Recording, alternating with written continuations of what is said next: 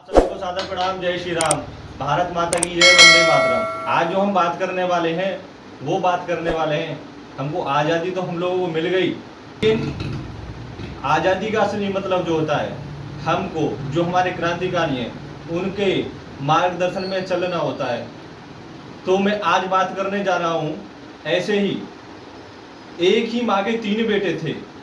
जरा सोचिए आप कि एक ही माँ के 3 बेटे थे और तीनों के तीनों इस आज़ादी के लिए, इस कुर्बानी के लिए, इस देश के लिए, इस वतन के लिए शहीद हो गए। उनका नाम था, आपने सुना होगा, उन्हें चाफेकर बंधु नाम से हम लोग बुलाते थे। अब चाफेकर बंधुओं में मैं तीनों नाम आपको क्रम से गिनाता हूँ, क्रम से बताता हूँ।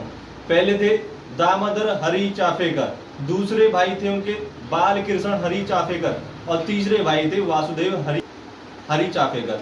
ये तीनों भाई होते हैं और इनका जो जन्म होता है एक पुणे है, उसमें चिंचवाड़ा गांव है और वहाँ वहीं पे इनका जन्म होता है। इनके पिता जो होते हैं बड़े कीर्तनकार होते हैं, वहाँ पे इन लोगों का जन्म होता है।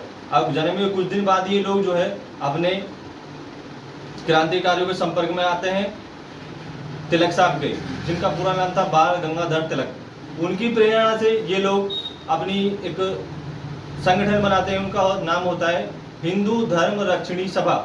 1894 में उसको स्थापित करते हैं।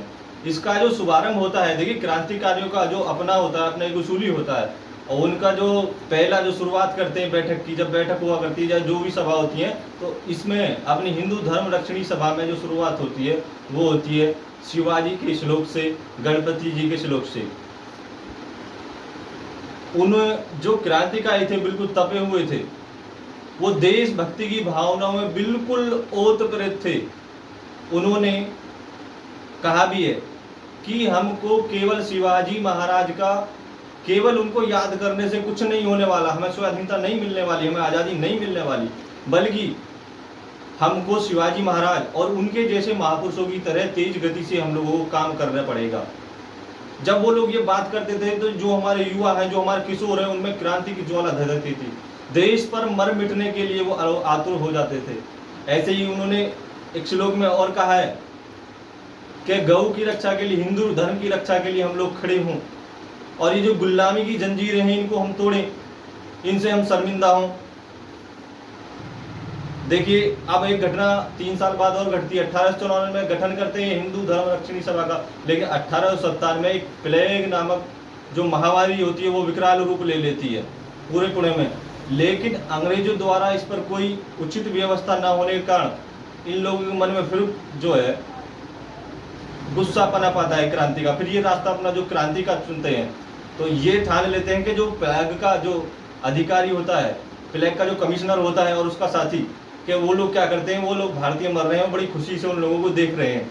इससे इनको बड़ा मन दुख होता है, क्योंकि जब अपना भारतीय मर रहा है लेकिन अंग्रेज लोग उसके लिए खुशी मना रहे हैं, कोई व्यवस्था नहीं करते। इसके लिए अपना क्रांति का रास्ता चुनते हैं और इनको पता होता है कि जो ब्रिटेन की महारानी विक्टोरिया, उसका जो पुणे में है, उसका एक स्थान होता है, वहाँ पे उनका जन्मदिन होता है। इनको पक्का मालूम होता है कि लोग आएंगे जन्मदिन में। जो प्लेग कमिश्नर होता है उसका दूसरा साथी होता है, तीनों भाई वहाँ पर पहुँच जाते हैं। जो बड़े भाई होते हैं दामोदर हरि चाफेकर, वो उस कमिश्नर को मार देते हैं। जो बालकृष्ण हरि चाफेकर होते हैं, जो उसका साथी होता है कमिश्नर का दूसरा अंग्रेज, वो उसको छल्ली कर देते हैं। लेकिन देखिए जब जब आपके हमारे साथ दगा हुई है, जब जब हमारे धोखा हुआ अपने लोगों ने किया है, सरकार की हिम्मत नहीं हो पाई थी कि तीनों भाइयों चाफेकर बंधुओं को पकड़ सके। लेकिन उसने एक रूल चला, एक चाल चली, पैसे की घोषणा की कि इस व्यक्ति पे, इस क्रांतिकारी पे इतना रुपया जो हमको बताएगा उस पर उतना रुपया हम लोग देने वाले हैं। तो कुछ लोग अपने लालच में आ जाते हैं, सगा संबंधी, और उनको उनका जो दामोदर हरि चाफेकर होते हैं भाई इनके बड़े, उनका पता दे देते हैं, अंग्रेज उनको पकड़ लेते हैं। लेकिन जो छोटे इनसे जो दूसरे भाई होते हैं वो फिर भी वहाँ से हाथ नहीं आते, उनके चले जाते हैं। और प्रशासन पूरी हिम्मत लगाता है लेकिन वो बाकी दोनों भाइयों को पकड़ नहीं पाता है। तो फिर दूसरा जो है अंग्रेज दूसरी चाल चलते हैं, वो उनके सगे को, संबंधी को, मित्र को, भाई को, रिलेशन वाले को, सबको वो परेशान करना शुरू कर देते हैं। तो इससे जो क्या होता है, चाफेकर बंधु जो दोनों होते हैं वो बड़े आहत हो जाते हैं। तो फिर वो अपनी गिरफ्तारी जो अपनी दे देते हैं। जब कोर्ट में उनको दामोदर हरि चाफेकर को, बालकृष्ण हरि चाफेकर को जब फांसी होती है, तो बाल गंगाधर तिलक जो तो उनको जाते हैं और गीता भेंट करते हैं। तो इस प्रकार जब उनको फांसी की पूरी सजा सुनाई जाती है तो वंदे मातरम, भारत माता की जय जय बोलते बोलते वो देखिए कितनी आसानी से अपने इस आज़ादी के लिए, इस वतन के लिए, इस देश के लिए वो फांसी के फंदे को चुन लेते हैं। और बाद में वो तीसरे भाई होते हैं, उनको भी पकड़ लिया जाता है।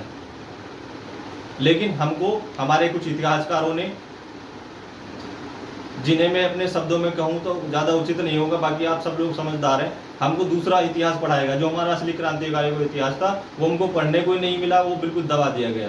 तो आप समझ सकते हैं कि आज़ादी शांति से आई है, लोगों ने अपनी जान कुर्बान दे दी, फांसी के फंदे पर हंसते हंसते झूल गए। वीडियो आपको सही लगी हो, दूसरों लगता हो कि ये जानकारी दूसरों तक पहुंचनी चाहिए, तो आप इसको शेयर करिएगा। वीडियो में कोई बच गया हो, टॉपिक छूट गया हो, हमसे कमेंट करिएगा। वीडियो को लाइक शेयर आप जरूर करिएगा। वीडियो को देखने के लिए आपका बहुत बहुत धन्यवाद।